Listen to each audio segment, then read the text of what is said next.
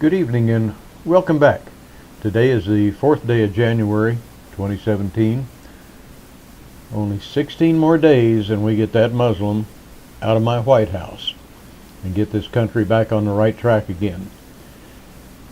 Tonight I learned from Breitbart.com that Italy has just announced that they're now enforcing a zero-tolerance policy on illegals and will be deporting more of them. Franco Gabrielli is the national chief of police.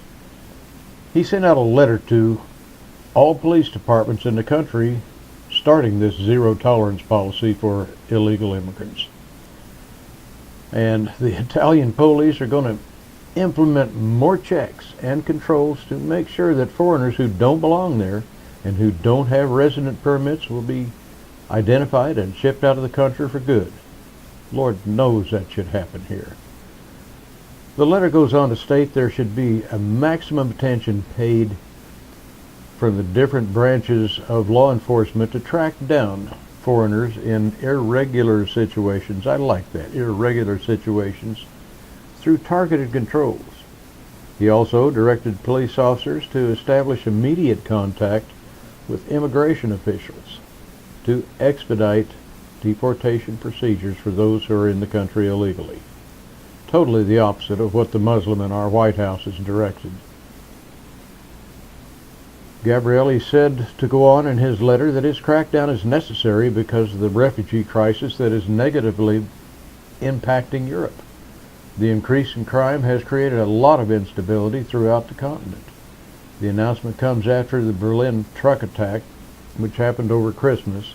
A Tunisian jihadist, and I'm not going to mention his name and give him any more publicity, but he killed 12 people with his truck and injured many others who were just doing their holiday shopping.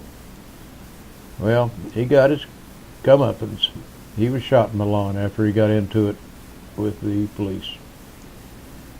New Year's Eve in Europe was no less dangerous than Christmas. Over the holiday, multiple robberies and sexual assaults were committed by immigrants. Holidays are often targets because they have religious significance to Christians, and radical Muslims despise Christians. Where did we hear that before? Anyway, holidays provide large crowds which terrorists can attack and do a large amount of damage without much retaliation. Italy's Minister of the Interior, Marco Minniti, M-I-N-N-I-T-I,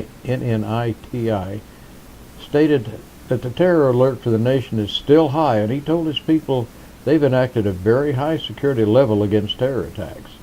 He said, "We are keeping a careful watch on the terror risk with all the agencies and resources in the field to guarantee the security of the territory. But this should not prevent the citizens of our country from feeling safe and celebrating festivities in all tranquility." You see, Europe has begun to address this situation. President Obama, he is not. I hate to call him a president. I have only called him a president a couple of times.